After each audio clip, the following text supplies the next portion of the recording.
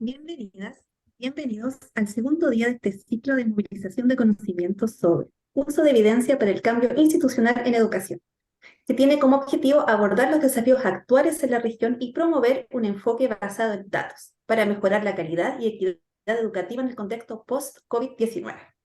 Agradecemos que hayan aceptado esta invitación. Estaremos empezando en pocos minutos. En la lógica de fortalecer el multiculturalismo, hemos pedido a las y los expositores del día de hoy que hablen en su lengua materna, tomando en cuenta la diversidad del público que hoy nos acompaña, de toda la región de América Latina y el Caribe, incluso desde otras regiones.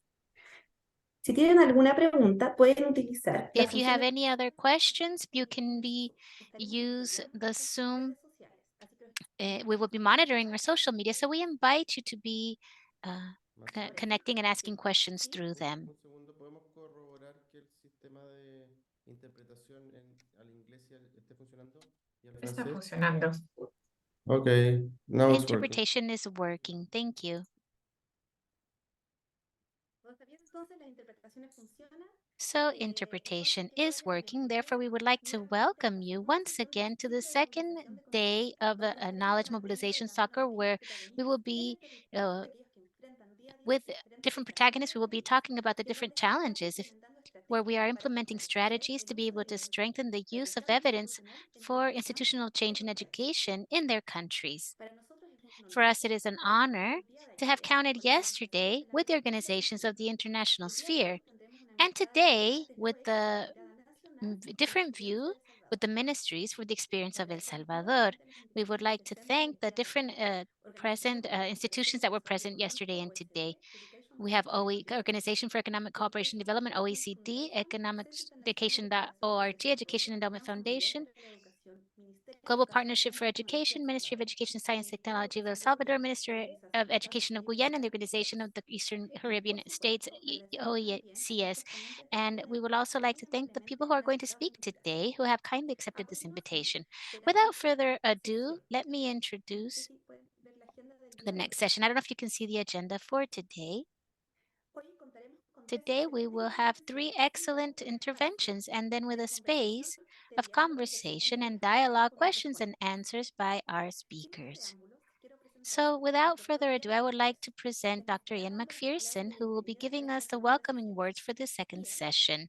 Ian has more than 20 years of experience in international education and development. He has been with the Global Partnership for Education since 2015, and he leads the Knowledge and Innovation Exchange KICS.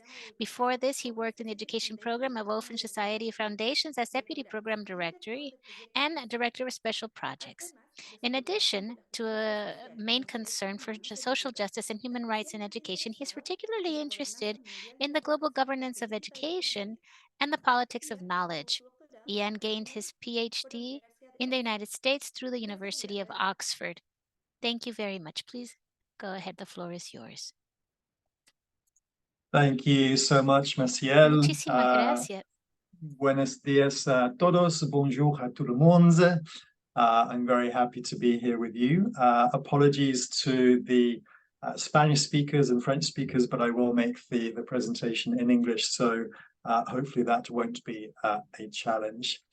I would like to thank Suma sincerely for the invitation and for convening this space, and also for the excellent presentations that colleagues made yesterday. I will keep my inputs short and just make 3 quick points. The first is that evidence and knowledge are not neutral. They are political, and there is a political economy of knowledge and evidence, as we heard variously in the insightful presentations yesterday. We also see this reality reflected in the shifting discourse and the language that we are using. Previously, we talked about evidence-based policymaking. Now we talk about evidence-informed policy dialogue, and this shift reflects the political realities of knowledge and evidence.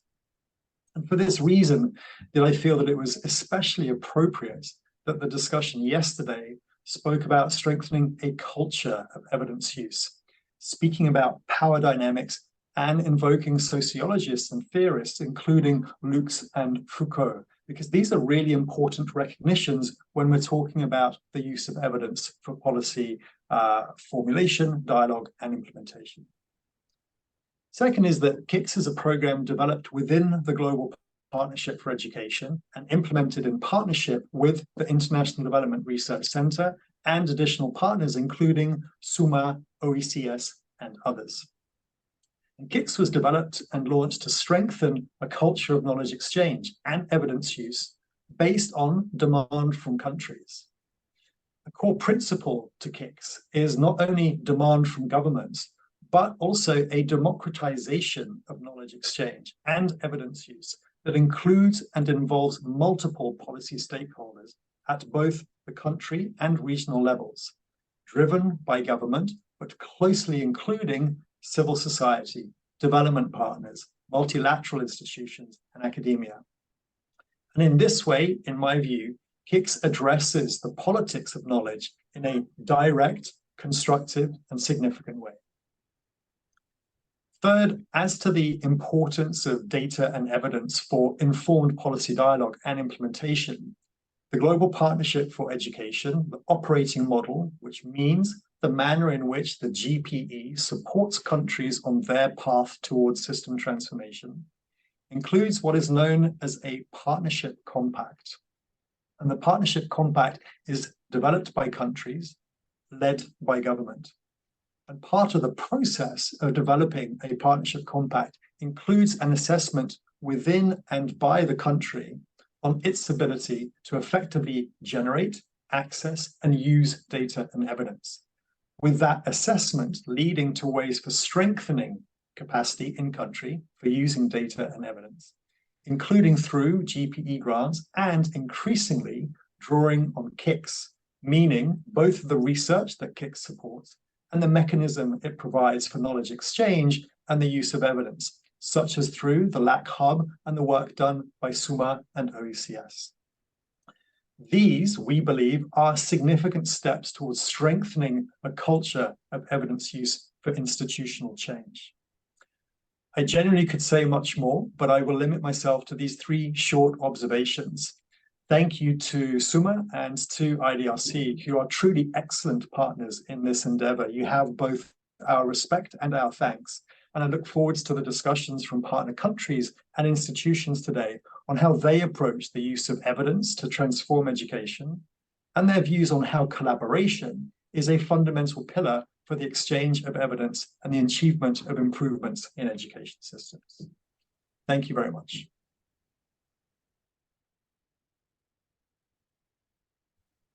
Muchas gracias, Ian, por tus palabras de bienvenida en esta segunda Thank you very sesión. much, Ian, for your words to begin this. We are here to be able to have an informed dialogue and reflect regarding the use of culture of evidence in the countries in the region. And for this now, we are going to begin with this day for today, and we are going to have the first presentation that is called Transforming Education, My New School, which means that we are redoing the education in El Salvador. This is from the Minister of Education and Science and Technology in El Salvador. He is engineer science, and we would like to meet Jose Mauricio Pineda, who is going to be with us. He could not be here with us today, and he left this to the Mr. Édgar, who has been pushing this reform and whom we thank for his presence here today with us. He is a teacher of high school and he has studies in education, and he also has a doctorate with specialty in pedagogy. He has been with a university teacher for 28 years, and he works in the Ministry of Education for 23 years with playing different roles in different positions. Currently, he is the general director of different levels and modalities of education, and he is also over the diverse levels of the systems in the Ministry of Education. Currently, as director of the Ministry of Education, he coordinates with other directors the efforts that push and the implementation of the reform, My New School. Thank you very much, Édgar, for being here. I would like to greet all of you.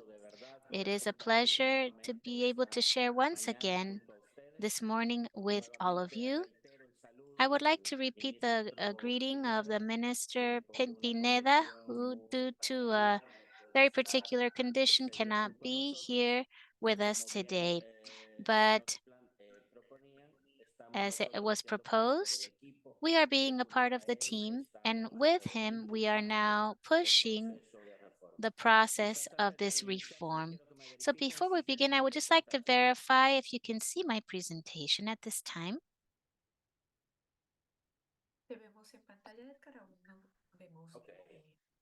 We do not see your presentation at this time.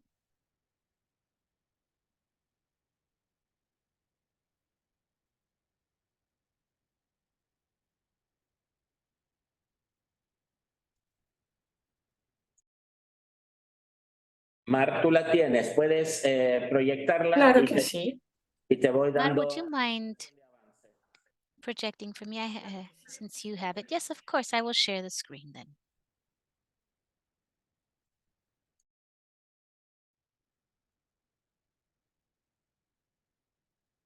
Cuando digas, Édgar. Ok.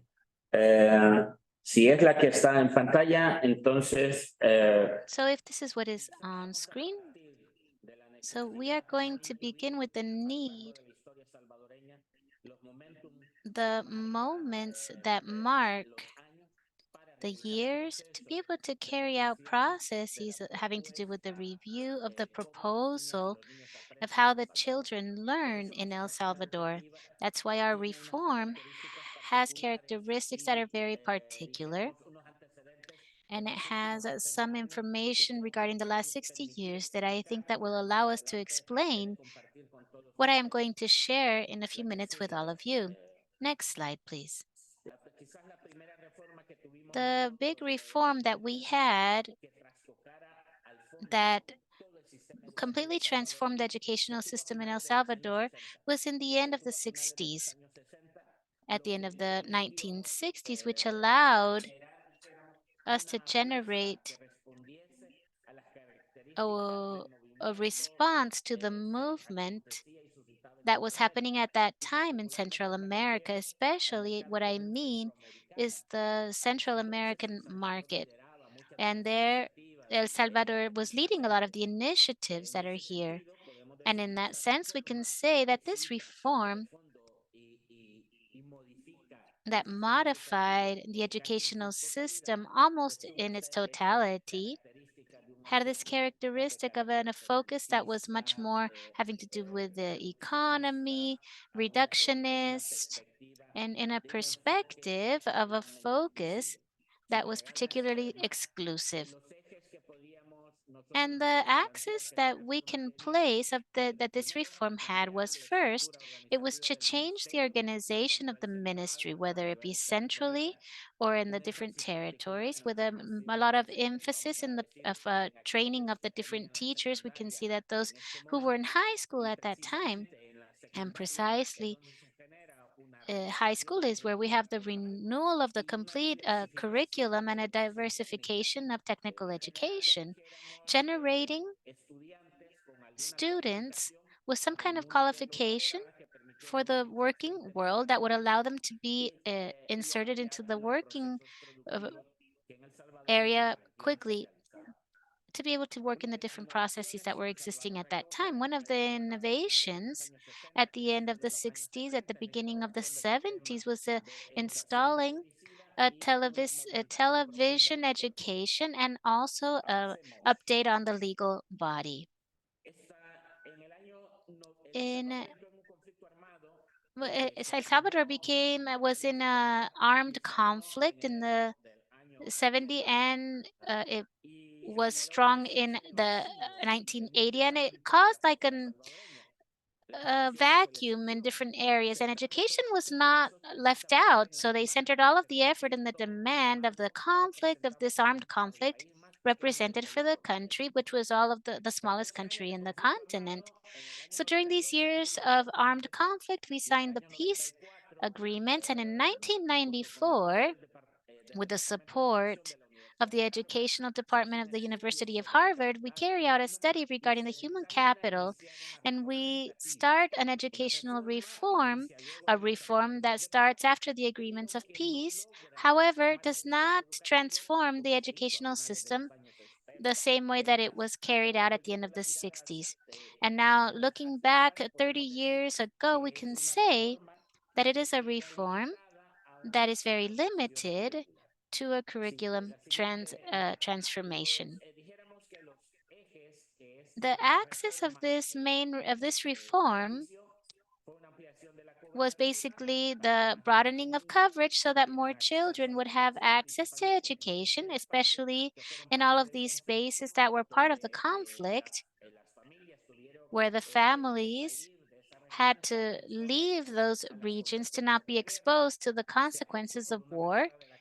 There was also a better improvement in the quality of education. There was an institutional modernization, and they also made emphasis on the formation of values, because after all these years of conflict, somehow we had to have reconciliation processes in the society. If we continue, then we can see these are the background that we can say of all of the educational reform, Mi Nueva Escuela, My New School, that we are having now in El Salvador. Why is this a good time for this reform? In the next slide, I would like to synthesize this, because when we see that the children of El Salvador have learned and we discover that they are not in the best conditions, therefore, the main argument that we use as inspiration for this new reform is that none of the efforts that were previously carried out have been able to improve the learning of our students. If we continue then, there are other objectives. In the next 3 slides, we will be looking at them. The educational buildings had, after the conflict, have not been updated. If they have been updated, it has been with international support and with some national support. However, it is very limited in coverage. The initial education had not been up till now any point of interest, and preschool had very limited coverage. Also, you can see that one of the other motives linked to the reform has to do with the test of those that have finished high school that was administered in 1997. If we can see the results of the test, that all student that leaves the school in high school to be able to go into higher education in the last 20 years, the average reached is around 5.5 in a scale of 1 to 10.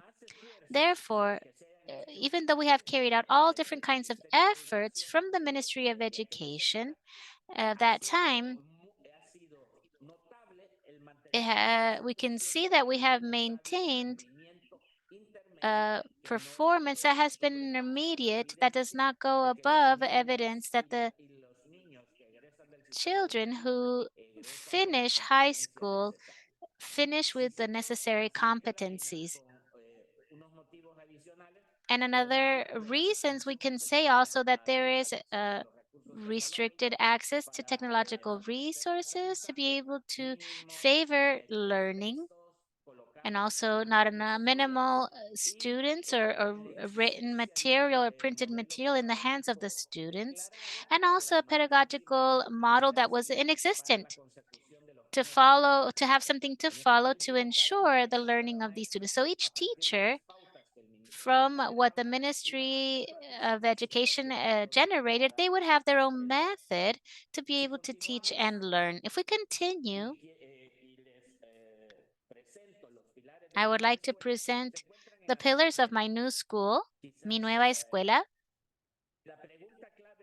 The main question was, why did President Bukele and the Ministry of Education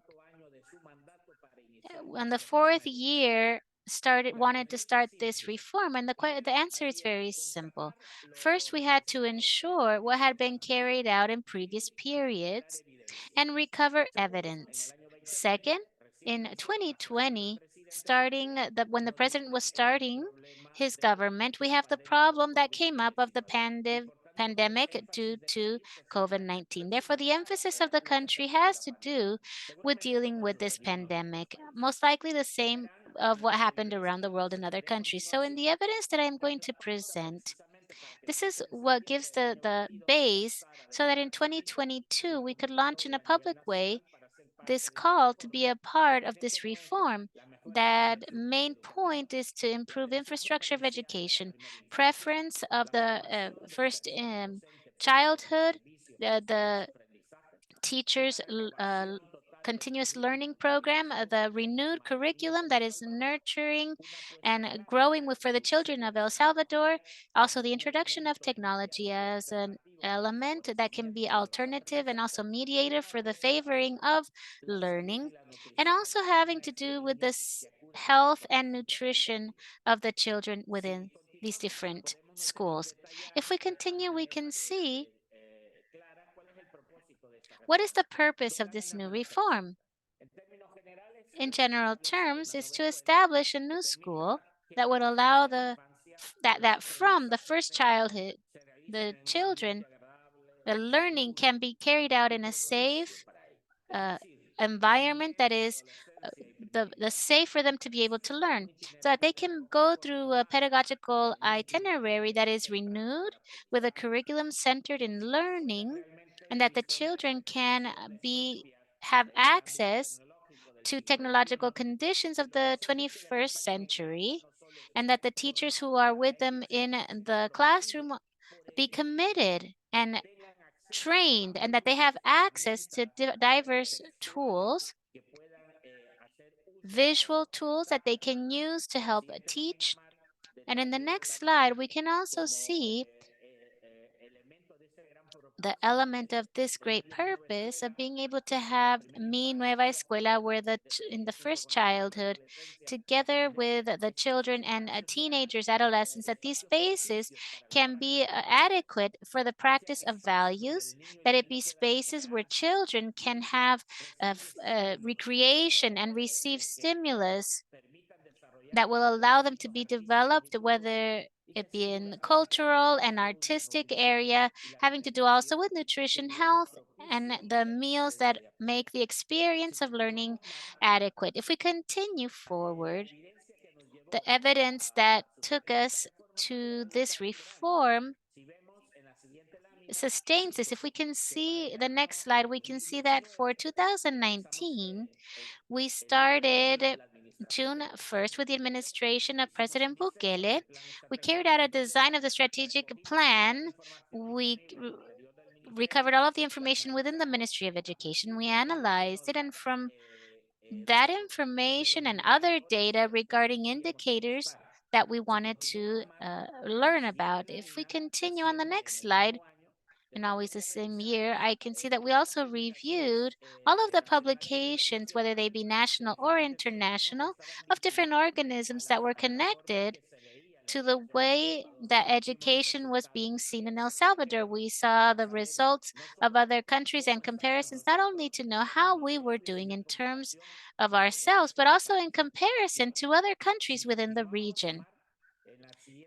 And in the next slide, we can see the next year, 2020, we have all of the lessons learned from the pandemic. So we have all these different studies from different entities, UNICEF, the World Bank, and all of those who were sharing the repercussion of the poverty of learning, and at least at this time of emergency, to be able to guarantee the education of students, we started working on a proposal of a multimodal system.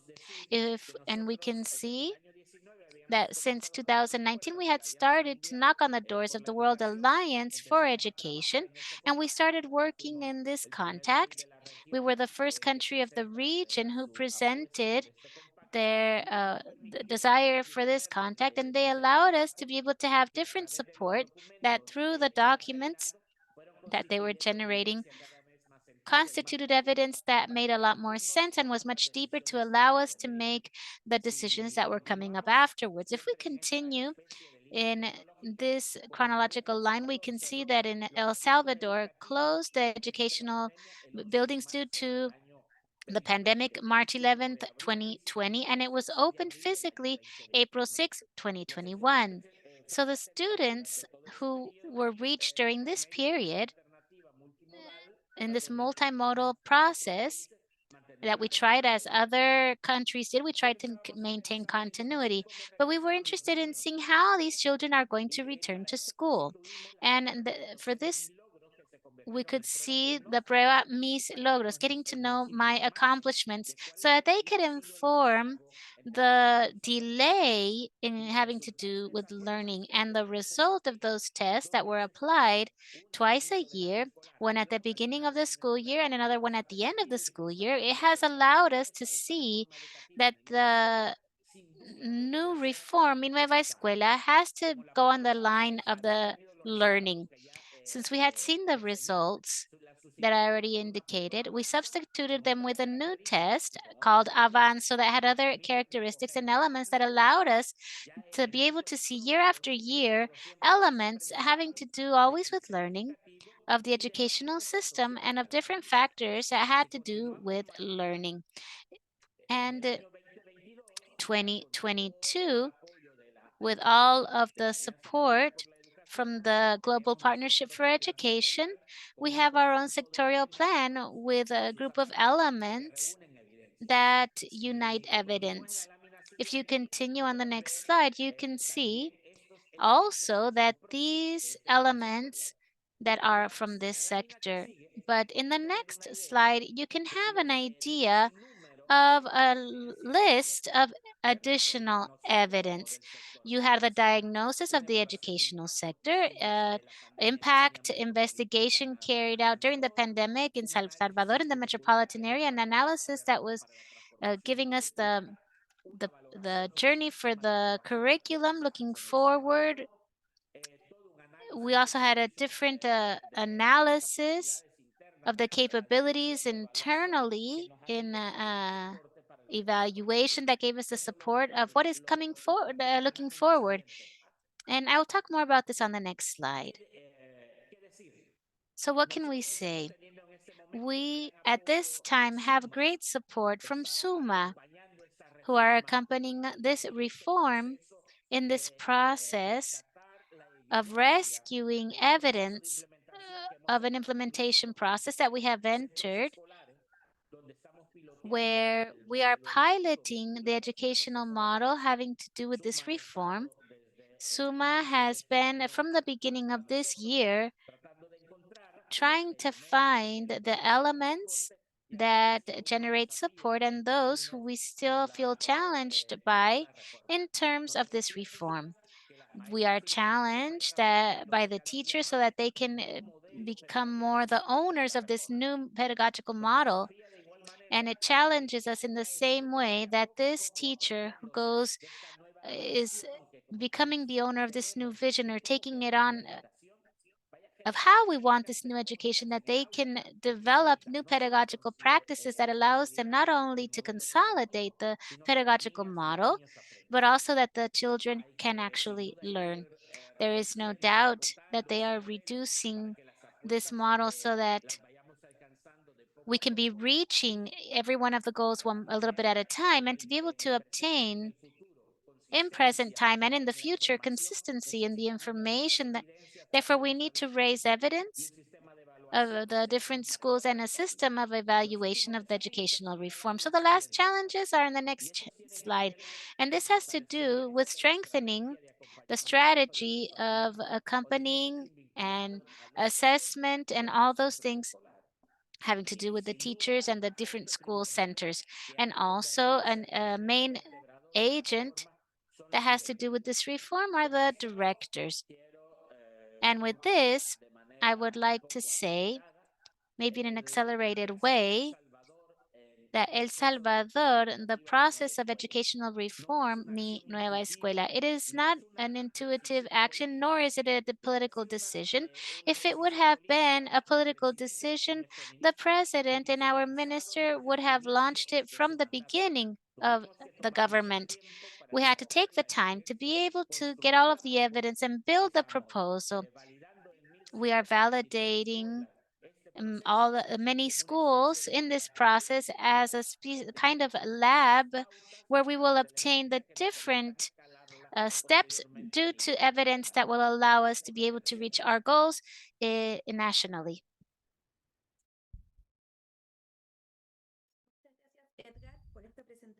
Thank you, Édgar, for your presentation, for showing us the example of El Salvador, how they are working this reform and where it comes from, and this journey of the process of this reform, understanding the arguments of the reform, the evidence that you have collected in order to create this reform. And I keep what you said at the last moment, these challenges that these teachers should have an ownership of this reform. It's a change of the paradigms that existed. So it's important to have this accompanying, and it's again to say that we need that evidence for the decision making, and teachers can see that evidence in order to understand the changes that are being developed. Thank you so much. Today we will have a plenary for questions and for a dialogue. Please write your questions on the chat box so we can ask them to Édgar. And now to continue, and we are going to move forward, and we want to extend the information of our representative, Nicola Johnson. Our apologies, the Chief Planning Officer of the Ministry of Education of Guyana, but she will be joining us, but there was last-minute problem and she couldn't join us. But we know with certainty that in the future, during this cycle of conversations, we will have the pleasure of having the experience of the Ministry of Guyana on the use of evidence for its sector plan. Next, we're going to continue with the next presentation called Regional Strategy for Strengthening Education Data in Eastern Caribbean Countries, Lessons and Challenges by Nadette Lanford. Nadette has been involved in data management, monitoring, evaluation, and information in various social and economic sectors in the last 8 years. Of particular note is her extensive work and knowledge of the comprehensive disaster management and resilience building in all sectors of education. As part of her main responsibility, Nadette leads the compilation and publication of the Regional Educational Statistics Compendium, which provides data on key education performance indicators of the 9 OEC's member states. She is the representative of the OECS Commission on the EDC Education Sector Committee based on the reduction of vulnerabilities in education. Nadette, welcome, and the floor is yours. Good morning, and thank you so much for having me.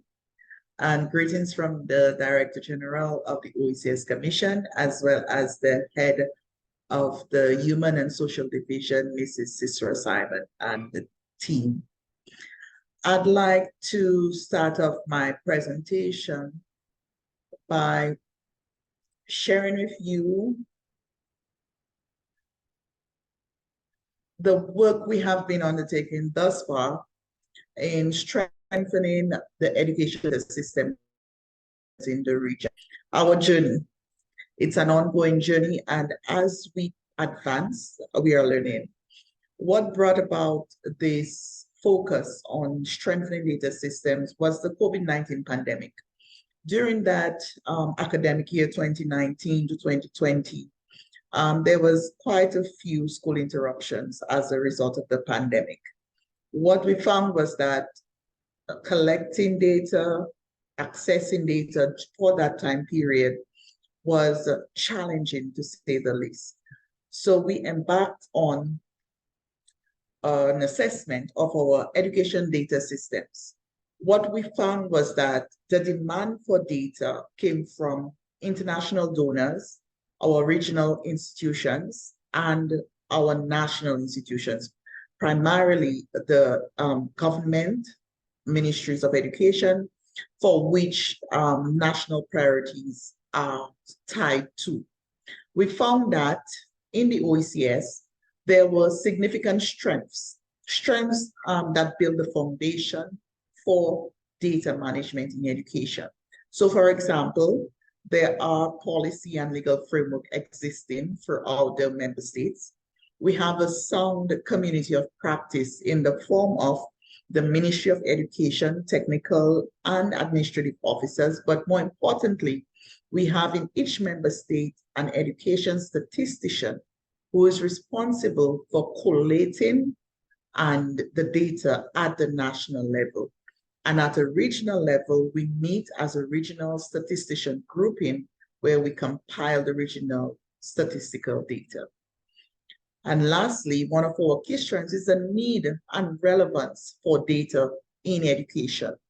And I started off my presentation by speaking to what prompted this intervention, the COVID-19 pandemic, and how would we respond to the learning loss that impacted our students during the pandemic, and how do we make gains in ensuring that the quality of education to all students did not dwindle, but instead met the demands of the current environment that we live in. One of the key interventions that we took to that effect post-COVID-19 was to revise the OECS Declaration on Education, which details what the ideal OECS student should be. And that student would eventually become the OECS adult, contributing positively to the development of the region. In terms of the weaknesses, what we found was that there need to be strengthened partnership between the national statistical offices and the education statisticians in the Ministry of Education. Why? We need population data. We know that censuses are normally done every 10 years, but annually there are projection estimates on population, which would contribute to us analyzing data on enrollment, for instance, by various age levels and by schools. We also noted the absence of a harmonized regional IMIS. And one of the negative consequences of not having a regional IMIS is that it does not support the student if they were to move from one island in the region to another island in the region. For instance, post-Hurricane Maria, when Dominica was adversely affected, quite a few students moved to St. Lucia. But there was, because of the absence of an IMIS, a regional IMIS, the data, the school level data could not be seamlessly transmitted from Dominica to St. Lucia. So we have been advocating for the establishment of a regional IMIS that would support our student movement throughout the OECS region. Thirdly, we looked at the absence of standardized M&E systems. The role of monitoring and evaluation cannot be underscored when we think of data. If we look at data continuity, whether to address short-term, medium-term, or long-term policies and interventions, we need to have sound monitoring systems.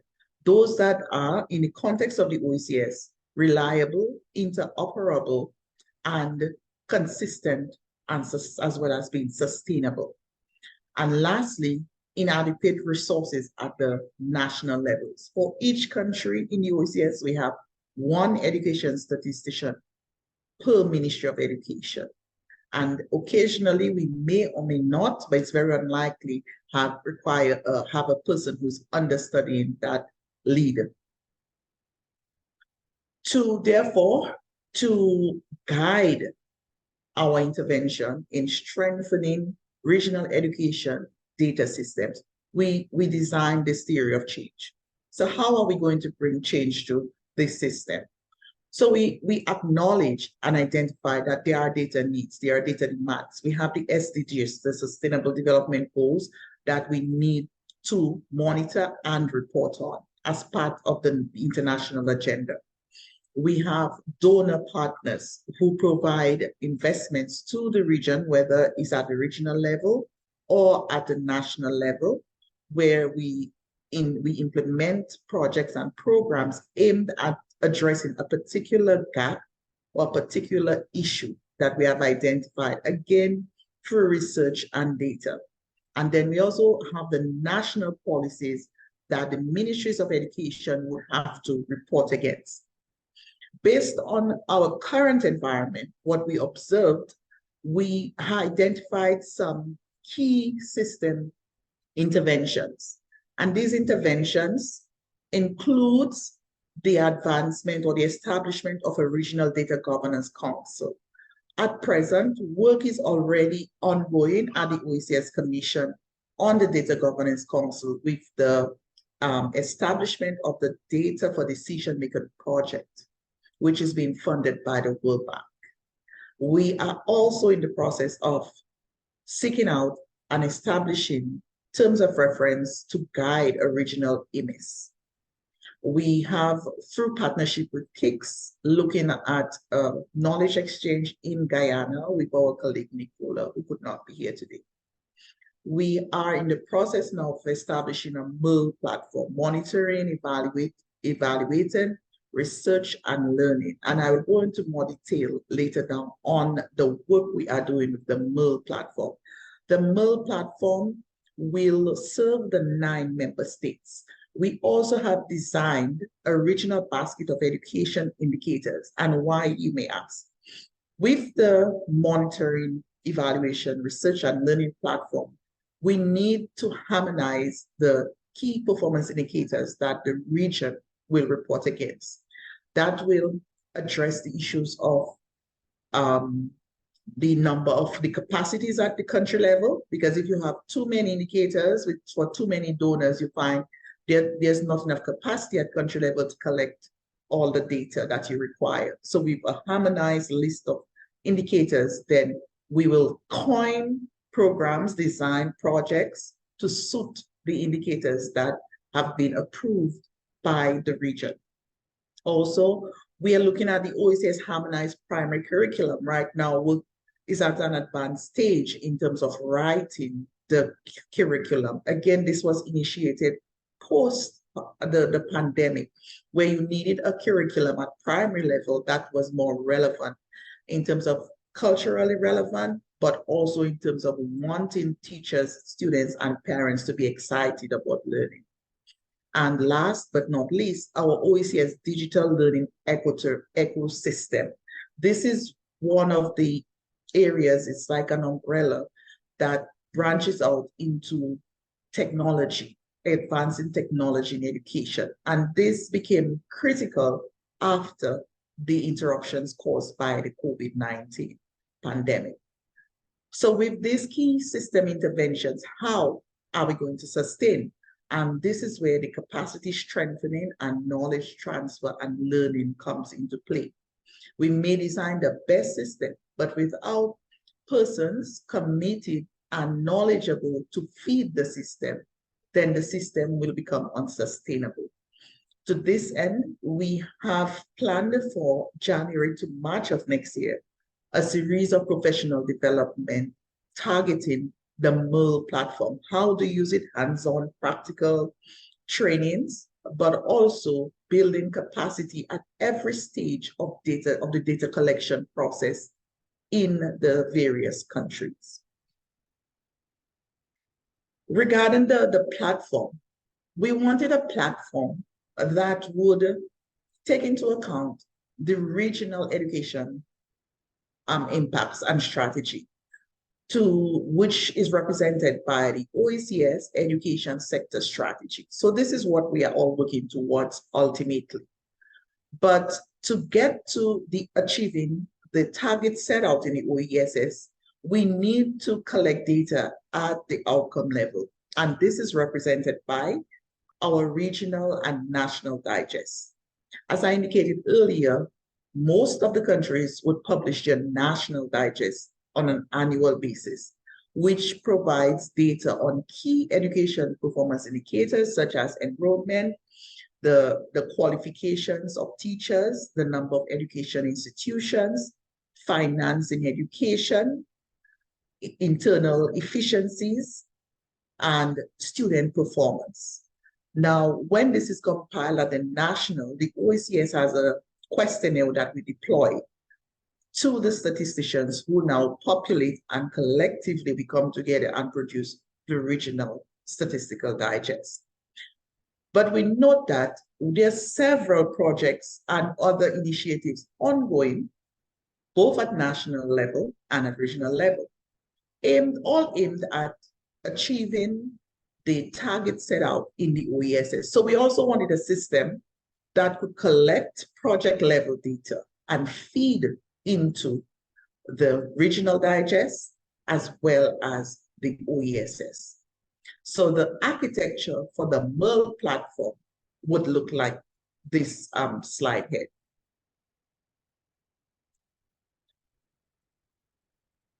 Now we are at a stage of implementing the MERL platform where we have collected the requirements. And how did we do that? We went into the countries and conducted assessments, interviews, semi-structured interviews, as well as structured interviews to ask what it is that you need, because we wanted a platform that was fit for purpose, a platform that can be utilized by both your administrative, your technical, but more importantly, your policy makers that can provide real-time information and trend analysis on the status of education in the region. So how we would do that? By providing indicators for the OESS, right? Now, these indicators for the OESS at regional level. So what we did was to tie this in, or what we are in the process of doing, to the education sector plans at the national level. This is how we will derive what the regional targets are. So we are not setting regional targets that's not aligned to the national targets. Then we are also looking at school level data. And this is where the IMIS comes in. The IMIS now is the second one of the interventions that we are proposing in our theory of change to really collect holistically data on education. So both at the school level and then at the strategic level, where projects, programs, and initiatives are advanced by the ministries of education.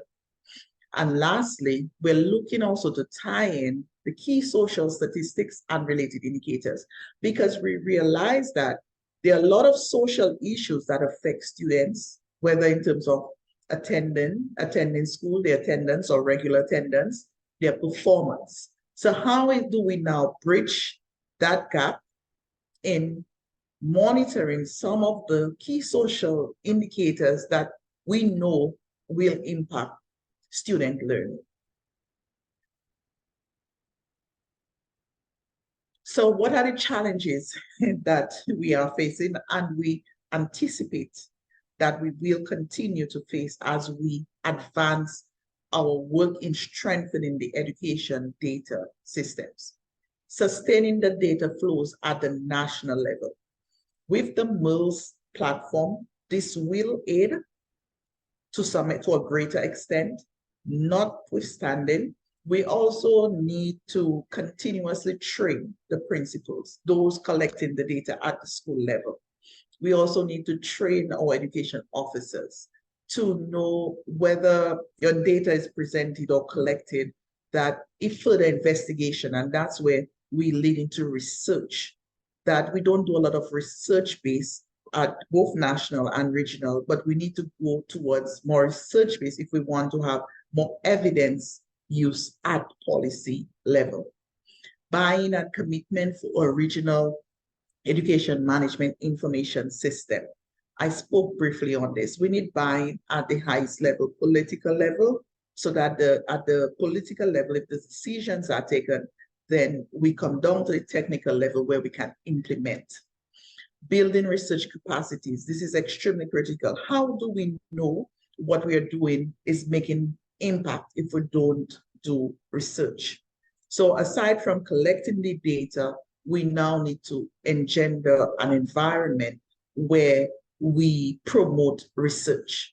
And lastly, harmonize data sharing policies. From country to country, there are different policies on what data you share, how do you share it. Some countries require approvals from the highest offices, like the cabinet level.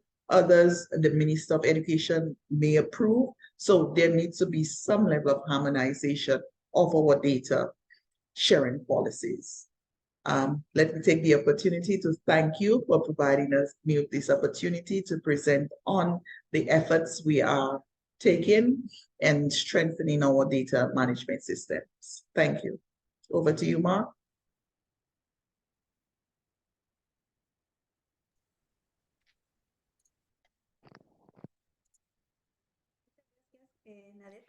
Thank you very much, Nadette, for this interesting presentation, and also that exemplifies for other countries even to be able to learn one from another about the different countries.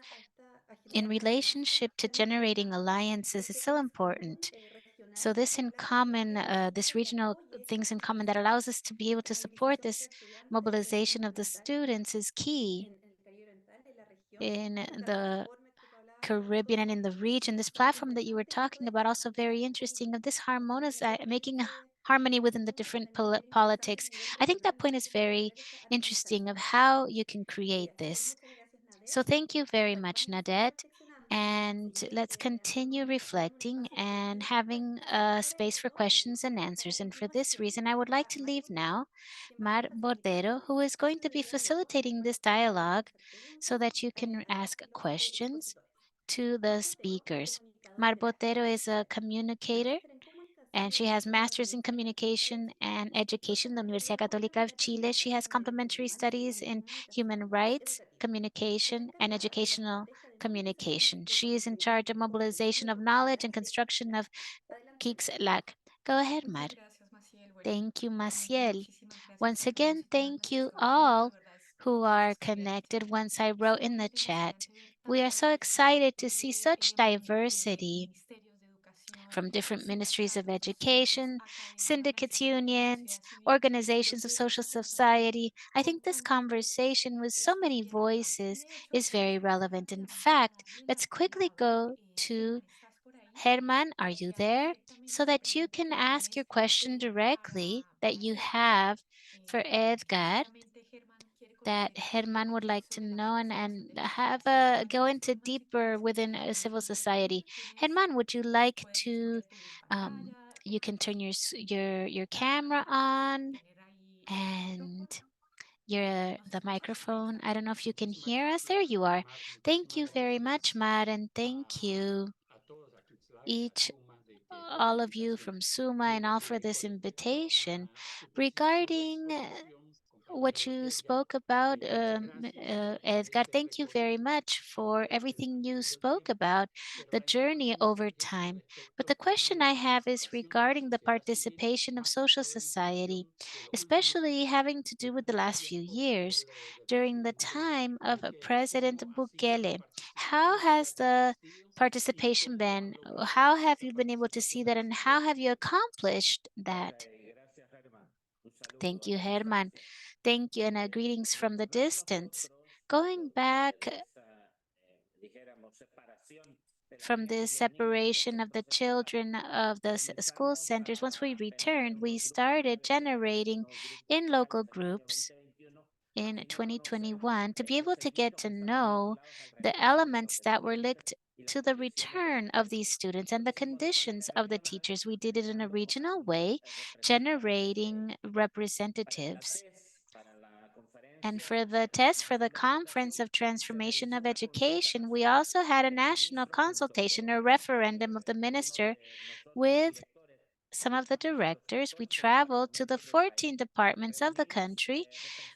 We joined different representatives of the sector, and we would have conversations with different representatives, with directors, people having to do with educational centers, and also parents, and also some entities who were present on the ground and that were a part of that connection.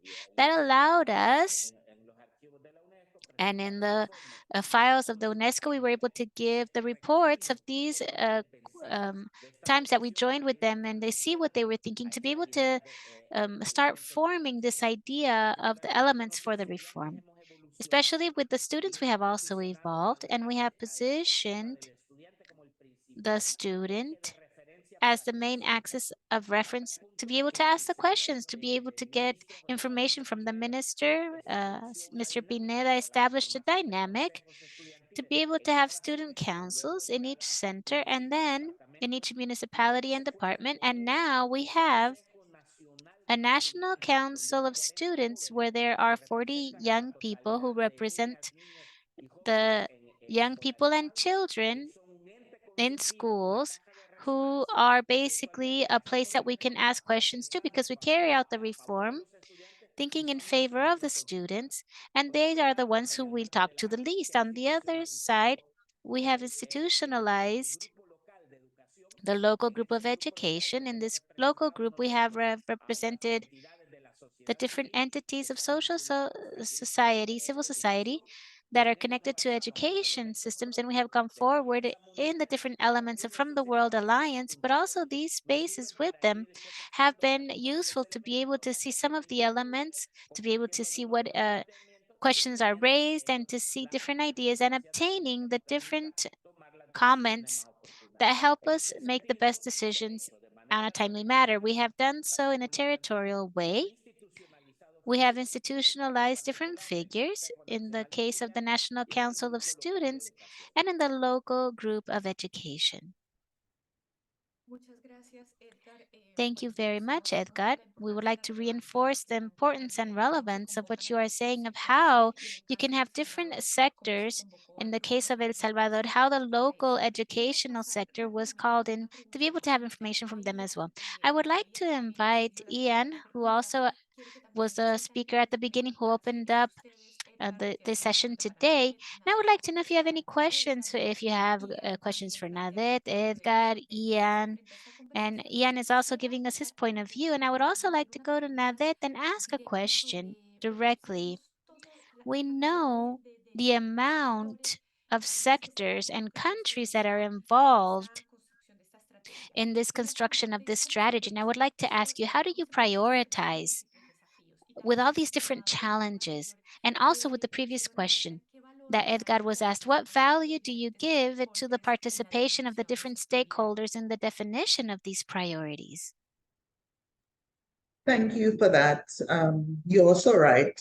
We have been coordinating with multiple donors as well as multiple institutions and countries on this. And how we have been doing it is quite structured, really. We have a stakeholder register and have done some stakeholder analysis to determine what is the level of interest, for instance, what is the role of the particular stakeholders, what are the risks, and from country to country in the region, the risks are different. We use also the meetings with the chief education officers who really lead the technical aspects of the ministry. And at these forums, what we do, and we just had one recently, just last week, we bring them together and we identify the specific challenges we're having with each of the member states. And we provide them with advance, at least 2 weeks or 3 weeks advance notice, where they can discuss with their country teams. And then when we meet, the country's position is what that they would present. So that helps to streamline, you know, for each country, the uniqueness of each country in terms of addressing the challenges. And it also creates an environment where you can learn from other countries, their strategies, their approaches, because some of them, they may be different, but they are quite similar in the challenges that they face. And we promote also coordination meetings. So coordination meetings with the donors. So they all know what one is doing, how one activity impacts the other. And this is guided by a roadmap. So the roadmap has, for instance, for the M&A consultants, both those providing oversight and those doing the actual work, one single roadmap that we share and update period on a monthly basis. So at all points, at all junctures, all the stakeholders are involved, and we keep communicating to them on where we are, what challenges we face.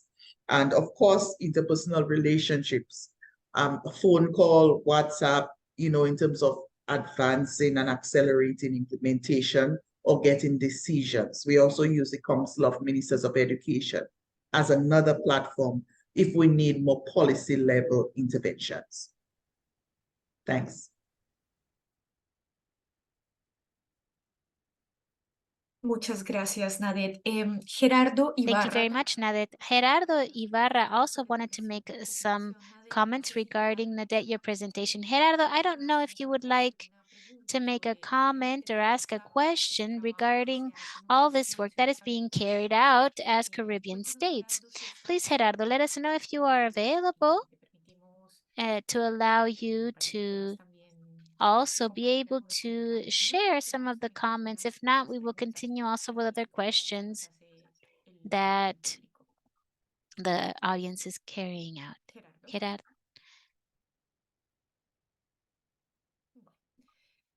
Gerardo, if you are available.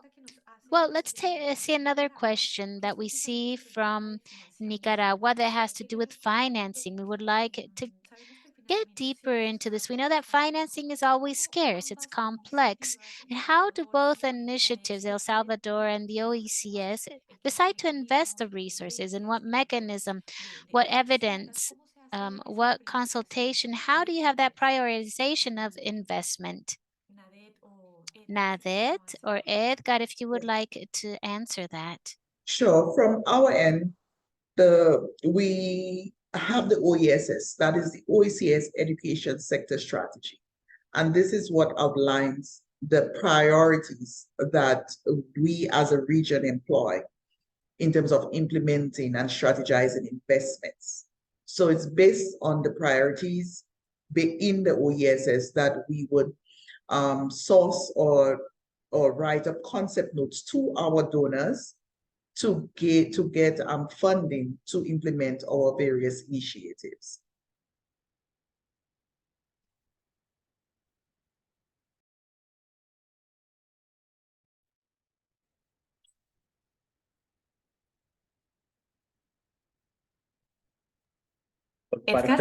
Por parte de El Salvador, On the definitivamente. El Salvador side, we have had to recognize that even with the limited resources, they can generate progress. When these are centered on the key points that allow us to make the process go forward. In the Mi Nueva Escuela reform, in budget terms, the resources that we count on are being prioritized in these main points and in the elements that are associated to these priorities, so that the big purposes that are in this reform can be accomplished. El Salvador has had a particular behavior having to do with financing of the education. The 30 years that we could see regarding democracy after the peace agreements, we maintained our GDP in education by 3.5%, maybe a little bit more, a little bit less, but it was sporadic. The increase was sporadic, and sometimes they would even go backwards. In these last 4 years, the GDP has been increased to 5.1%, and that already generates a differential investment. And if we add that to what I already said, where we have 6 main points of the reform, even though the resources are limited, they are focused on those 6 main points and in the policies and programs and projects that have to do with those main points. So therefore, we have higher probability in terms of future to be able to reach our purposes and our objectives of the reform and to make the expense more efficient. One of the main exercises that we have been carrying out with the cooperation is to open our door to the cooperation always when the support add to these main priorities. In other words, one of the elements that we recognize is that the international cooperation generates different offers, and we are the ones who say if we are in agreement. But these are our priorities. These are our main points, our axis. This is where we are going to be going forward. If they want to join us in these ones, then we work in a coordinated way. And we have been able to reach a great success recognized by different operators. So we are adding investment in education that is done directly by the state with the support internationally that we are receiving, but exclusively those that have to do with the main axis of the educational reform, My New School, Mi Nueva Escuela. Thank you very much, Édgar.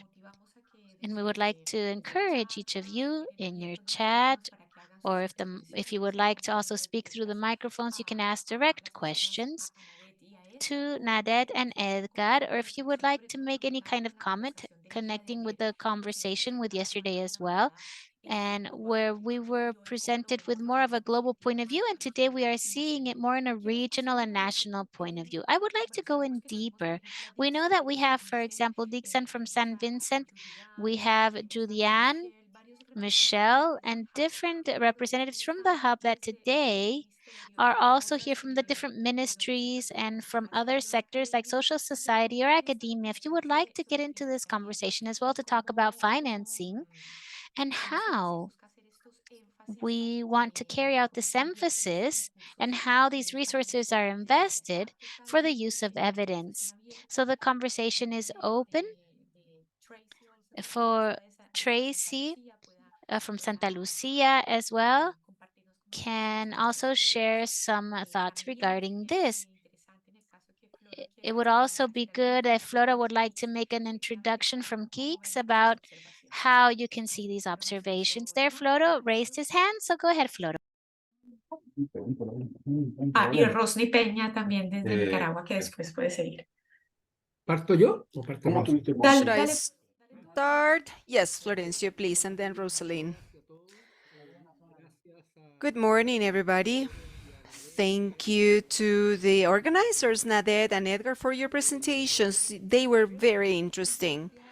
Édgar, you were mentioning just not long ago something that is interesting for me, and that is the way cooperation or technical and financial international assistance is coordinated with the priorities of the countries. And we know that's not easy because of different reasons. First, because the priorities of countries may change and adapt to the context or to the political changes, electoral changes, and because international cooperation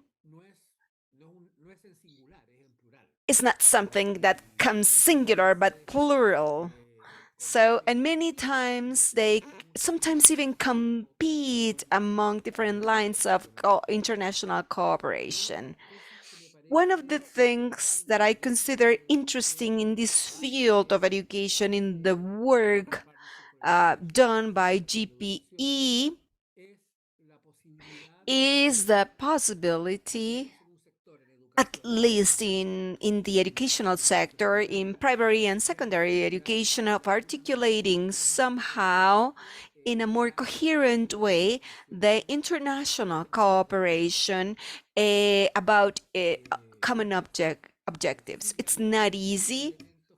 There are some elements that make this process something not perfect, but maybe it is more desirable than the possibility of 30 different organizations financing and supporting by their own what they thought it was more relevant or called their attention. In your experience, Édgar, and also in Nadet's experience, what are the main elements, the most important elements in order to generate an effective cooperation between the international corporations and the countries based on national agendas? I know that in Honduras case, in El Salvador's case, Édgar, you worked on the process that was called Compacto, along with GPE, that identified as a main area the the first childhood area. So I want to know, how did you articulate this, or do you articulate this with the priorities of the country and the reforms that you are starting? Thank you, Florencio. It's always a pleasure talking to you. And I want to thank you for the support that you have for this El Salvador's educational reform. That's one of the supports that we have in order to move forward. Maybe one of the main elements that each country should know is that they should know what's their goal, because if they don't offer a vision for the donor, a vision of the future for the donor, it's hard for the donor to cooperate. So I think it's important to, when we are on the table of a ministry and donor with their project's agenda, and they listen to the main officer of that ministry, they say, yeah, we agree, but this is our vision, these are our main roads, maybe you may want to go with us or travel those roads with us. But the large corporations of the North and Europe have come to our table, and they have seen our vision, and we have spoken to them with due transparency. The other aspect is to know how to negotiate. It's not 100%. Okay, your project has a goal. We'll see how you keep that goal. You have these results. We're going to see how we're going to work with those results, but allow us to propose the actions to reach these results, and you can reach the objective that you have considered. So a second element in this process is the negotiation. It's not that we are going to destroy the objective of the people, but we can negotiate the results so they can be adjusted and they are coherent with the vision of the ministries, and allow us to write the actions or do the actions. And then we have the third element in the experience of El Salvador in the co-construction of the investment project. And here I am talking about these donors of more than $100 million that were provided for the educational reform process. So as we mentioned this on the table, with the highest or the top representative of this donor, and they agree with our vision, and they see we have the objective in our project, and then we talk about the results in order to define actions. And then we join the technical teams from the Ministry of Education and the technical teams of the donors, and then in a workshop methodology we build that.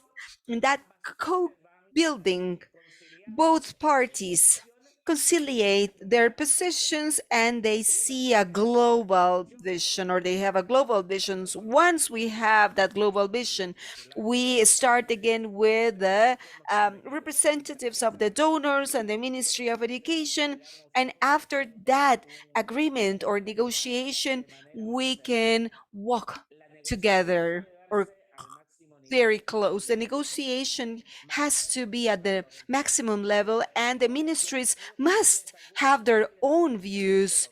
We have to tell them sometimes that we want to thank them for their ideas, but we cannot accept that. So when they do not open themselves to our vision, we just have to thank them, because if we waste our energy and we are working on something that is not aligned with our vision, we won't have in the timeline that we have established the results that we have considered. These are the elements that I can consider from El Salvador's experience. More than $100 million come from the cooperation in this reform with two of the main donors, and that is the process we followed. And at least on the first of the projects that has been for 1 year under execution, the satisfaction levels of both parties is quite high, because we have not only designed together some of the features, but we are both committed in that process. Thank you, Florencio, for your question. Thank you, Édgar, for your answer. I do agree with you. Neret, would you like to add something to Florencio's question? Yes, I would. Thank you for the question. For the elements, what we need, you need to ensure that your projects or your proposals are aligned to your country national priorities. That way, you will already have established the political will, the political buy-in, and you would also need at an institutional level to align your institution's strategic priorities to the national priorities. Once that is established, it would help if you understand what your donor eligibility requirements are, because you would know whether or not you would qualify for financial support. Also, a strong and working knowledge of your donors' strategic objectives with the type of projects and programs or interventions that they fund. And lastly, it's always good to engage with the Ministry of Finance at the national level.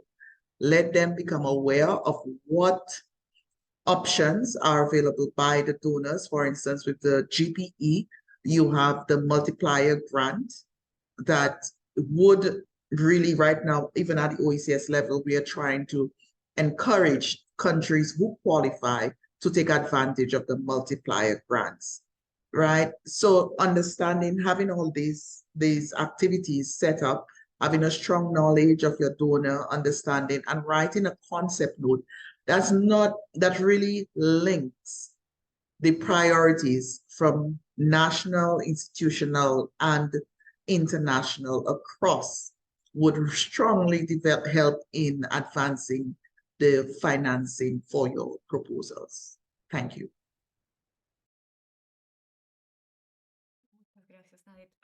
Thank you, Nadette. Before we continue with Ian, we give the floor to Ian Rosny. He is responsible for the research department of the Nicaraguan Ministry of Education. Rosny, are you with us? Yes, I'm here. Thank you so much. It's interesting to see this discussion.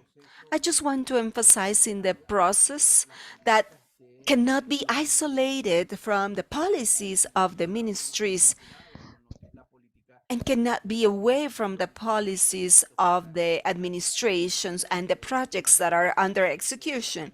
So it's interesting to take into account all these mechanisms in order to create this construction process of the progress of every project based on the work and the development of the educational systems. Thank you so much, Rosny. If you have any other question that you may ask to Édgar or Nadette, you're more than welcome, or we will continue with, otherwise we will continue with Ian. Not so far. Ian. Thank you very much. I just wanted to make a few reflections on a point actually raised by Herman at the start of our discussion section about the role and the importance of civil society in both the generation and the use of evidence. And to perhaps kind of repeat or underscore the importance of the principle within KICS, that while, as we just heard from Rosny, it's important to align with government policy, it is equally important to have a plethora of voices who are informed and engaged in that policy dialogue. And this is something that is the Global Partnership for Education, as well as KICS, is a principle that we work closely to ensure that there is a range of voices in policy dialogue. And to share with you, you may be aware that the GPE also funds and supports an initiative that is implemented with Oxfam Denmark called Education Out Loud. And this is a fund that supports civil society engagement in education policy dialogue. as well as implementation. And Education Out Loud supports national education coalitions across 59 different countries, as well as a range of different cross-border and cross-thematic research initiatives.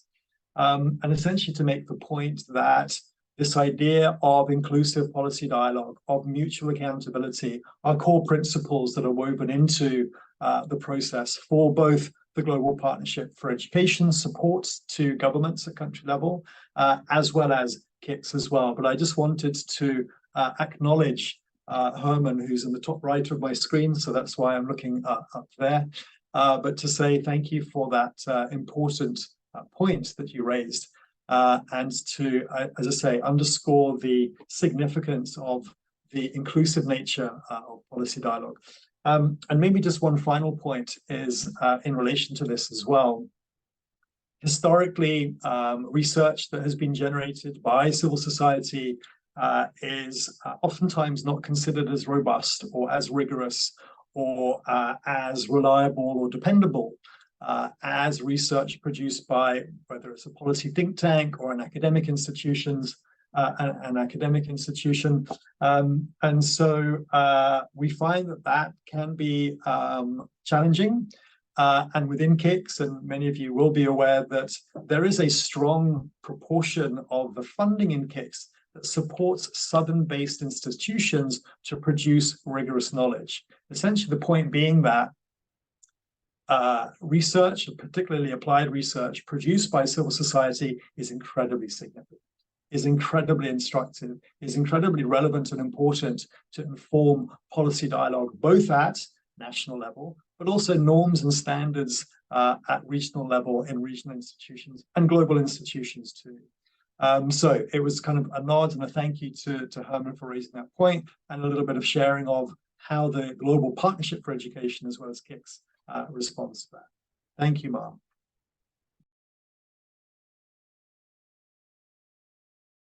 Muchas gracias, Ian. Voy a leer algunos comentarios que... Thank you, Ian. I'm going to read some comments that we have in our chat. Herman, that highlights the importance of the genuine cooperation between the different actors of different countries as an important axis for the project. Nadet, it's very important what you have said. Herman, it's you have the information so you can have bilateral exchange. We have that that another person says that each country has its own educational policies, and we have from Robert Peña from the GPE Honduras, AMA Honduras. We know there are different people from the Ministry of Education of Honduras that may tell us a little bit about the challenges that they are facing, especially to strengthen the evidence culture in the decision making. So Maritza, Romel, those who may want to comment, you are more than welcome. Tracy mentions from St. Lucia. Tracy, if you want to go deeper in this, that you are mentioning about the main challenge about the absence of the EMIs and data government, please feel free to comment on that, and you can always tell us about that. And from Honduras, is there any person who may want to comment on this? Please raise your hand. And we continue with our conversation. We have different representatives of the civil society. We know we have Foro Dakar here.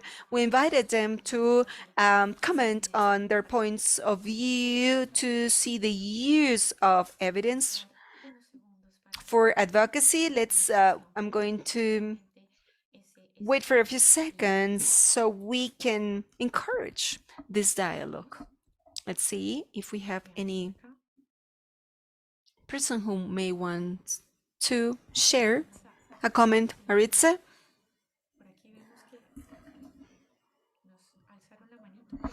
They raised their hand. Maritza, can you hear us?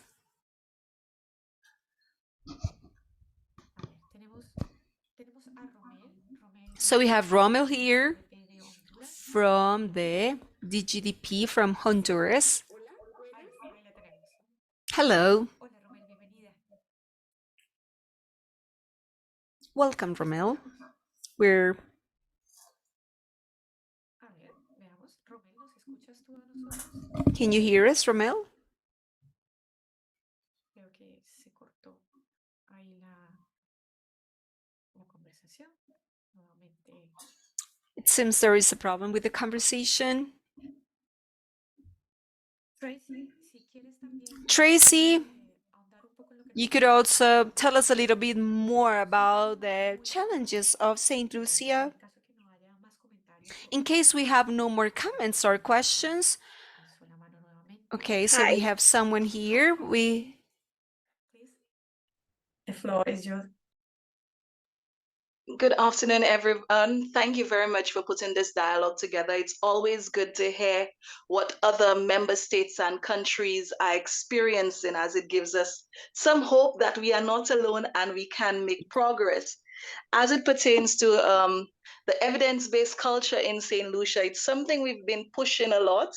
Unlike probably some of our OECS sister states, we actually have 2 statisticians and an assistant. However, in the past, we have tried to have an EMIS, which would give us real-time data.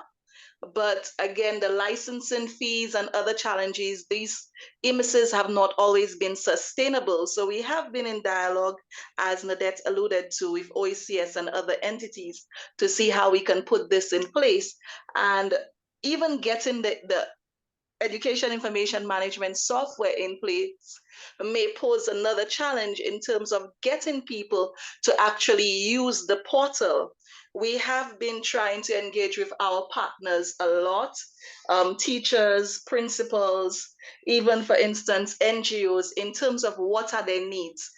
Thankfully, we are just going through our development of our education sector and development plan, and that has allowed us a lot of engagement with stakeholders who are saying, yes, we want the data, yes, we want to document, but it still comes for some as an additional challenge. So right now we're looking at how do we put in a system which is user-friendly, which is which is easy to use, timely, and the data is relevant to all stakeholders, which would encourage them to use it. And at the same time, what policies we would have to put in place. Of course, we've started this little dialogue with Guyana, and we are looking to engage other entities and look forward to the OECS lead in terms of getting the knowledge transfer process going.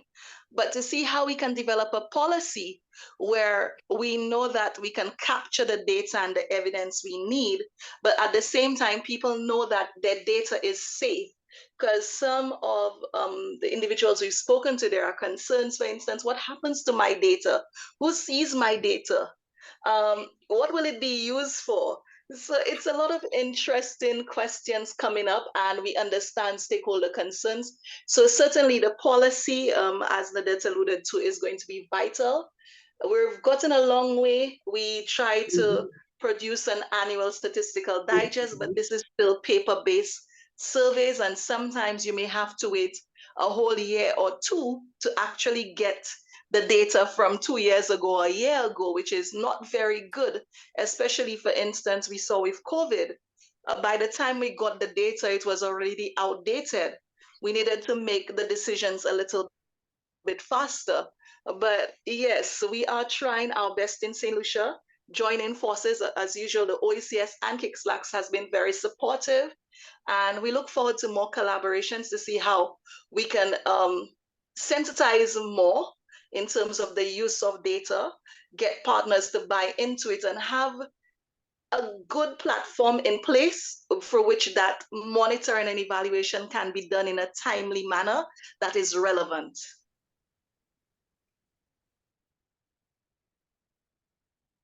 Thank you. Muchas gracias, Tracy. Marixa, veo que tienes el micrófono. Tracy Maritza, I see your microphone is on. Welcome. I'm very thankful for the opportunity to have this space. I am with Romel Peña. At this time, we are working in strategic qualification, and we are talking about the planning should be, as we said yesterday, with a long-term view. We're thinking to 2026, 2030, with a sustainable in mind.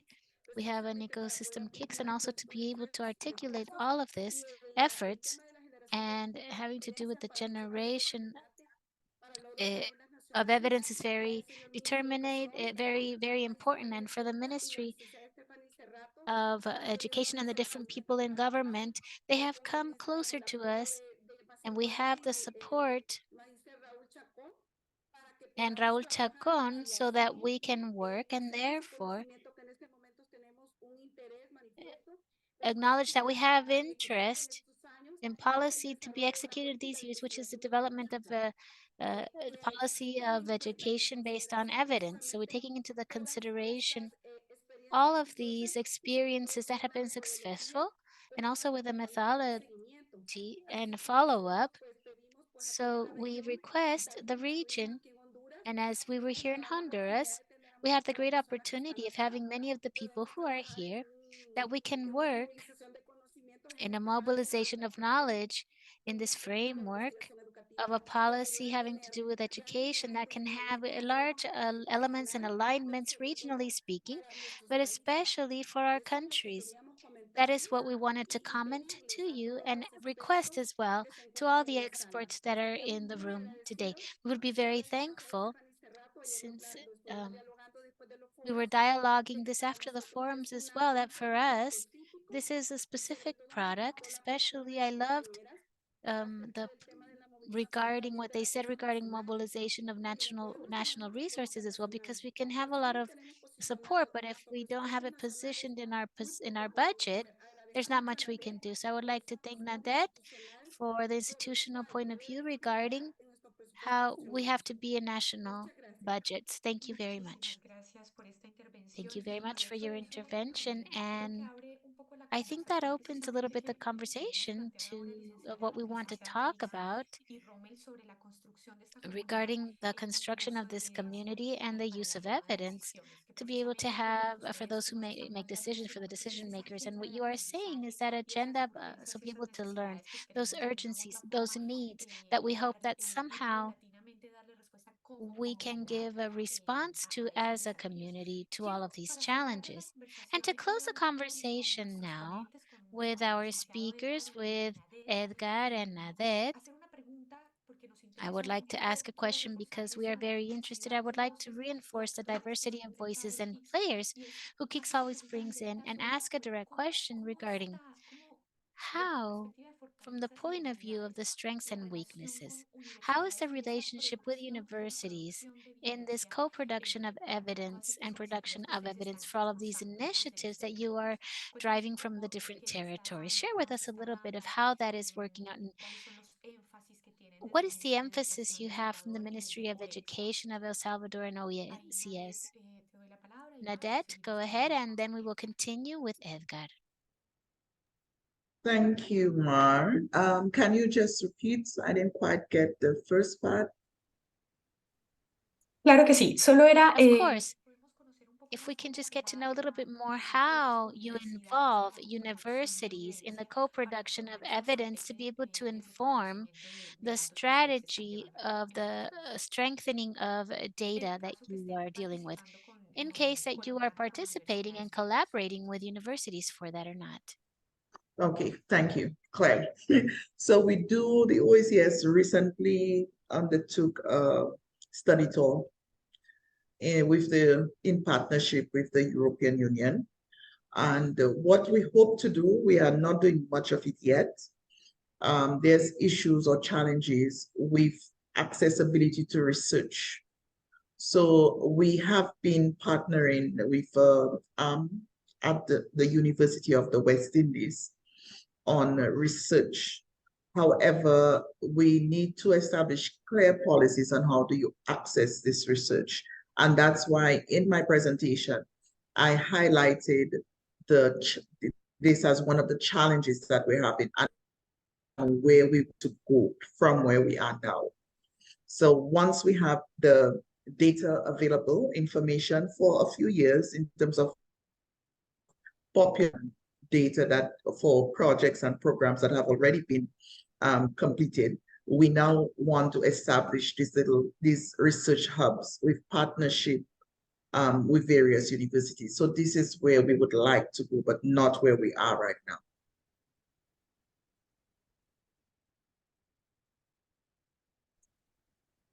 Muchas gracias, Nadet. Thank Súper you claro. very much, Nadet. That's very clear. Édgar, please go ahead. No doubt, one of the main keys is concurring research having to do with reforms, because it's of no use to have research after that are 10, 15 years later to see what did we fail and what could we have improved on. One of the particularities is that higher education is under the general direction that I am in charge of with a specific director, and we have established with the universities of El Salvador a research work table, and we have extracted from there a much smaller work table that is in charge of researching early childhood. Because if you can remember, one of the main points of this reform and one of the main elements where we count on the support, nationally speaking, and the commitment of our First Lady is international cooperation and the different commitments that we have acquired with the different agencies with early childhood. So we have a group of universities that are bringing in their research having to do with early childhood in the framework of this great reform. In the same way, another university that is also seeing research having to do with the children with who have any kind of physical disability. It has to do with inclusion so that we can generate a comprehensive process for all children, independent of their condition. And as the future of the world in education has to touch intelligence and artificial intelligence, we have another university researching in El Salvador the connection between in artificial intelligence and education, that this reform can be sustained over time in elements that will allow us to generate higher development for our children and adolescents and young people. One of the projects of cooperation that we have also destined finances specifically to, so that these and other kind of research that can be carried out, is to have information in a timely manner, that we can have evidence that will allow us to be correcting on the way as we are going forward. And even though these are midterm having to do with these research, we will have results in 2-3 years, and others are going to be giving us elements that can help us to make decisions even now. So we have a concurrent research in the reform can also help us to consolidate all of this. Thank you very much, Édgar. And since we are talking about the relationship with universities, and we know that there are many researchers, academic researchers here, if there's anybody who would like to make any comment and share with us a little bit about their view, how do you see and what are the challenges that you see in this articulation for the co-construction and collaboration in the production of knowledge? Your comments are also very welcome. So if there is nobody from academia or university who would like to add any comments, then we can continue and start closing this second session of this mobilization cycle of knowledge, of use of evidence for decision making in education. So I'll give a few seconds in case there is anybody who would like to say something. Okay, so then I am going to share one second. There is a comment that Herman raised in the chat, and maybe Herman himself or Rosnel, who is also involved in the publication festivals, would also like to comment to get to know how research is being connected with educational policies.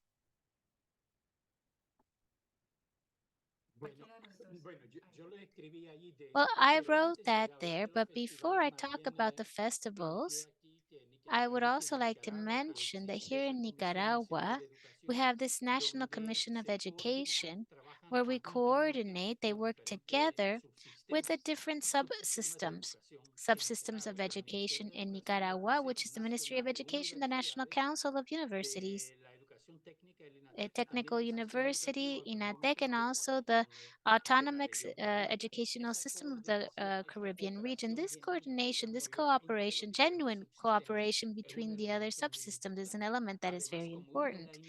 And as one of the initiatives that came out from there and that is coordinated by the universities, you can see the different festivals of educational publications, which I think is something that is very interesting. It's not a competition, but it's a festival. What that means is that it's a party. It's a party where each person can participate with their contribution.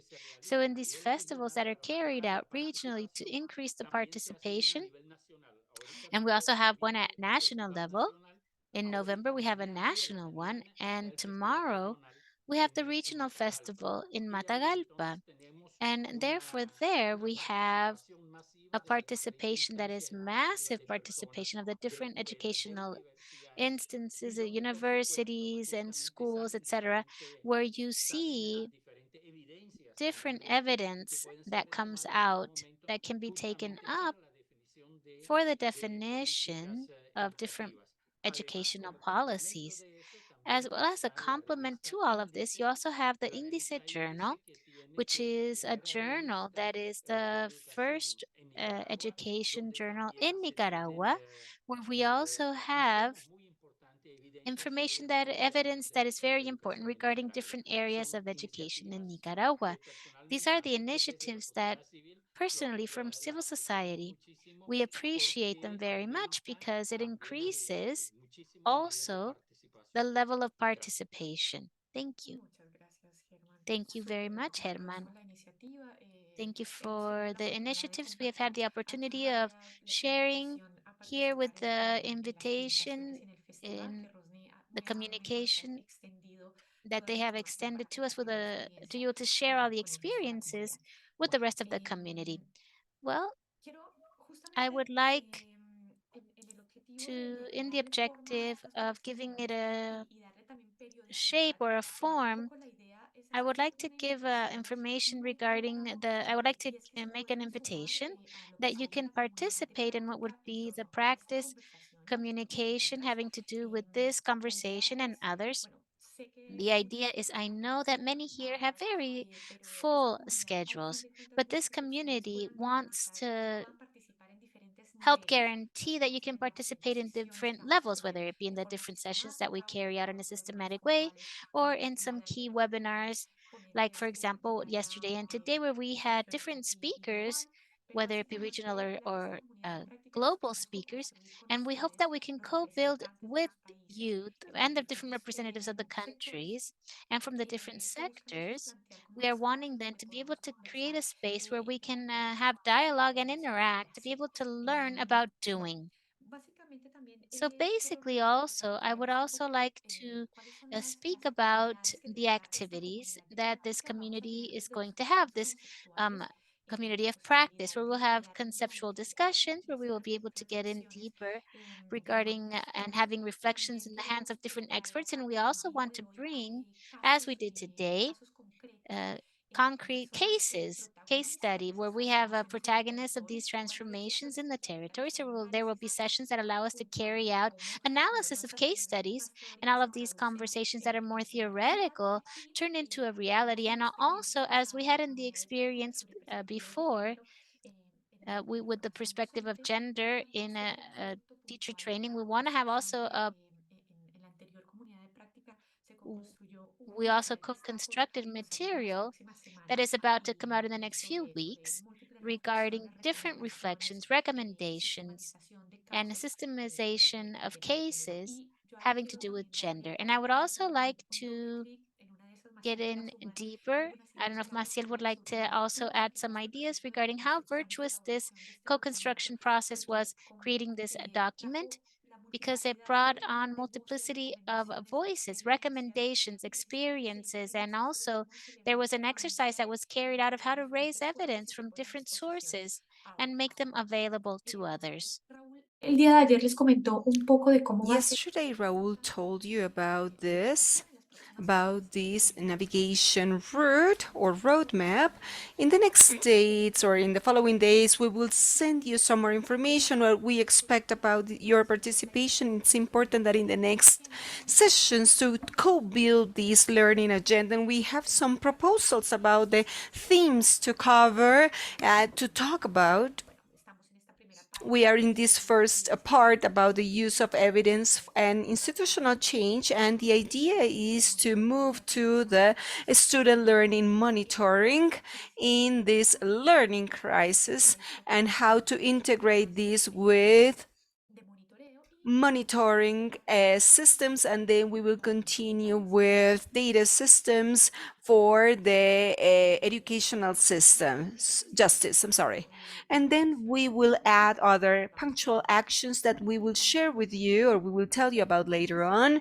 And also we want to show you the sense of this, of having this community. The idea is that all those who want to participate are willing to participate in this collective and participative work, in being generous with this process, that you get together with different peers, with different people, with different roles and challenges, and we will also have a section of an online material that we will share with you, that it's also co-built with all of you. In the last experience, we also had great material from the different ministries, organizations, institutions that provided this material for others. And as I mentioned, sometimes we don't know if we want to be committed in this type of spaces because it means a lot of compromises and commitments that maybe we cannot agree or we cannot meet that. But you are always free to join the sessions that you want to join and the processes that you want to support. Well, that's what we wanted to share with you all. We wanted to, when recapping about yesterday's session, all these global reflections today, we saw the regional and national challenges with these experiences that were shown, and we are going to continue with more periodical sessions, considering the proposal given by or proposed by the GDP from Honduras to develop this type of capacities for the use of evidence, and we hope to comply with this type of needs. Maciel, the floor is yours. Thank you so much. Thank you, Mar, for moderating and creating this dialogue space. Thank you to all the participants that contributed with your ideas. The richness of this practice community. The first one was done about gender and education, and it was a very interesting learning. It was a great experience. Whereas Mar mentioned, we co-build with the participants of this practice community. We co-built a document. We wrote together this document about the gender equality perspective in education and focusing in the teachers training, and we want to invite you to participate in this type of communities. And now we're going to close this cycle, this session of today, and I wanted to ask Raul to close the session. Raul, the floor is yours. Thank you, Maciel. Well, I'm very happy because of today's session. I want to thank you all.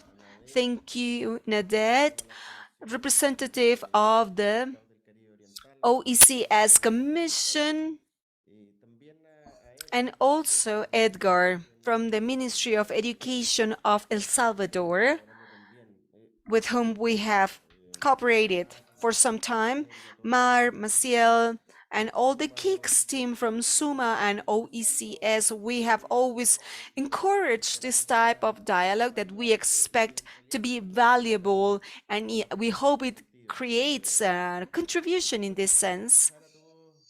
Of course, listening to everybody, to those who spoke and to those who didn't, thank you for participating and attending this meeting. I just wanted to highlight some of the topics that we mentioned. As you know, the idea of creating this practice community has been developed not only in Kick's lab, but also it has been part of what SUMA did in the past in the cooperation networks, and also what the GPE is doing and IDRC in the other regions. And we see we want to continue building this space in a productive way for these radical collaboration spaces, as we mentioned in SUMA.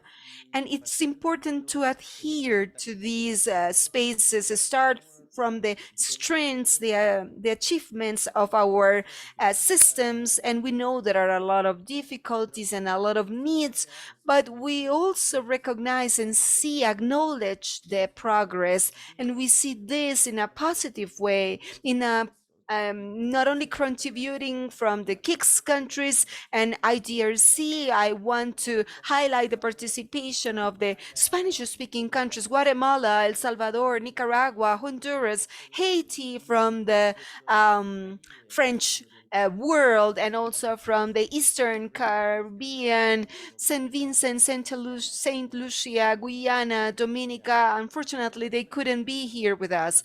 We are having this permanent conversation, and we want to go deeper in this conversation.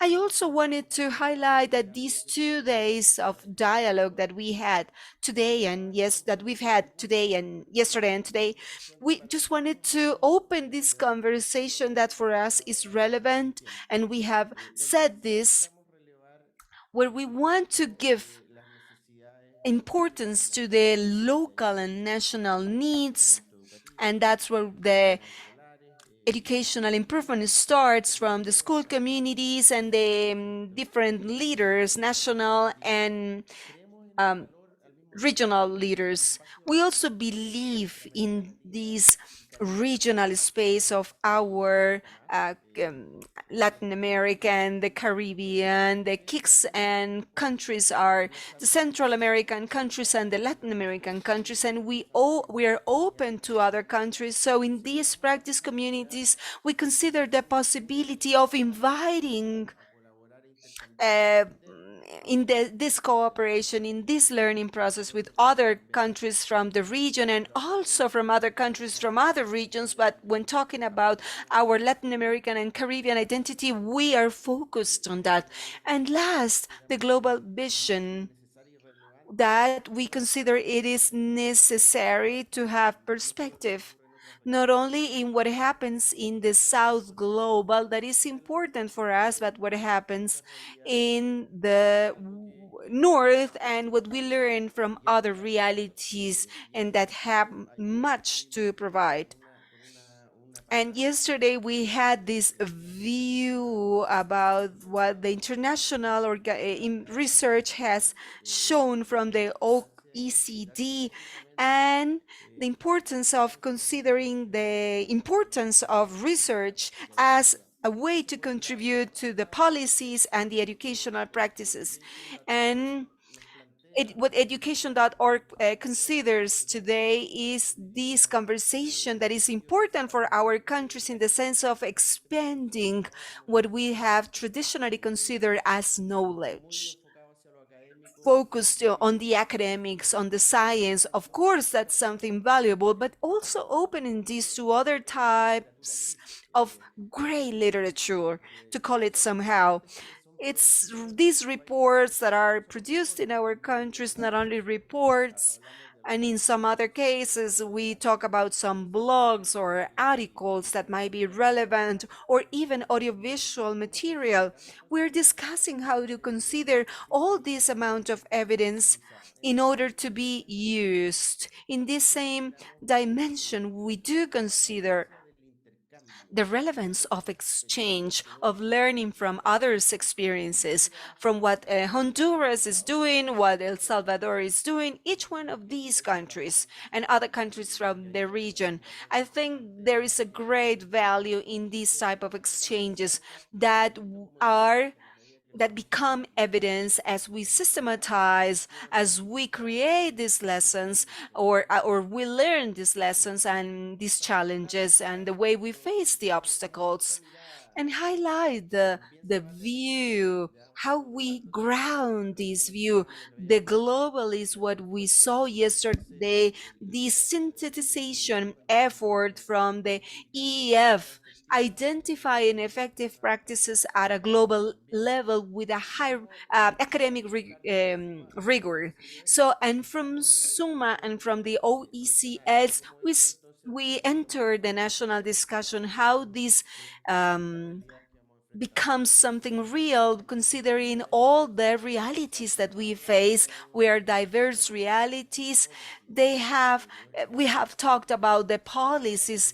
Suma's director mentioned this yesterday, the double dimension of the public policies, considering the power relationships and the ideologies behind the administrations that are the ones leading the countries. That is a realistic view. It's not something naive to see that we are going to use a report for it to be used to inform about a public policy, but there are different factors that are considered, and we should continue producing knowledge, research, evaluations, strengthening the data systems, as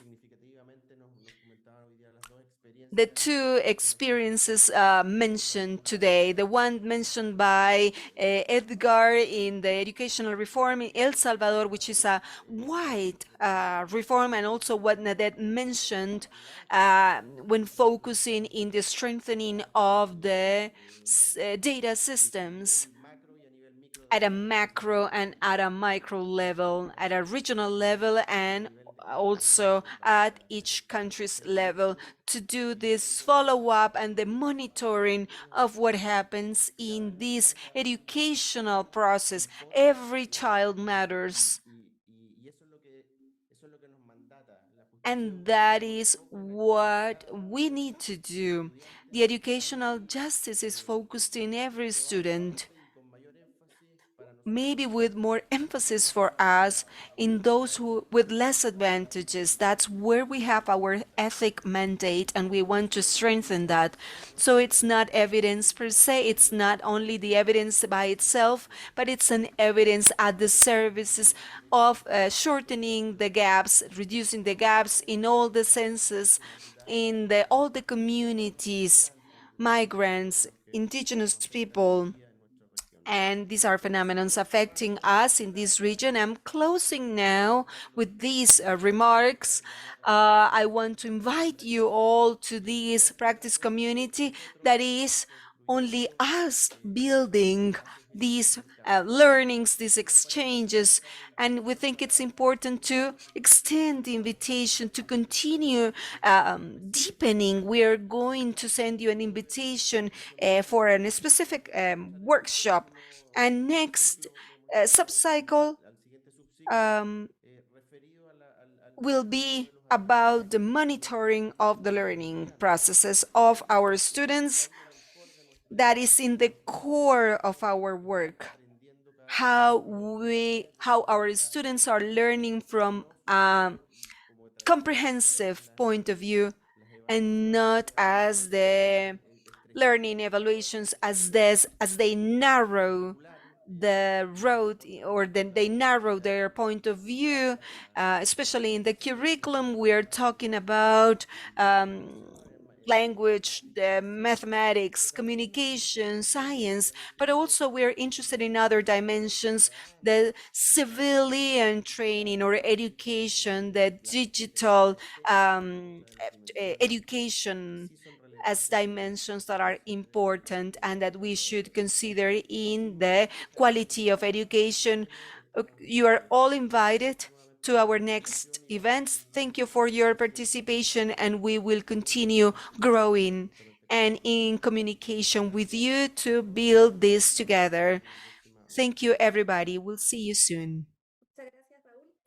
Thank you, Raul. Thank you, everybody. Before you all leave, we are going to, we'll send you a survey so you can respond to know about your opinion.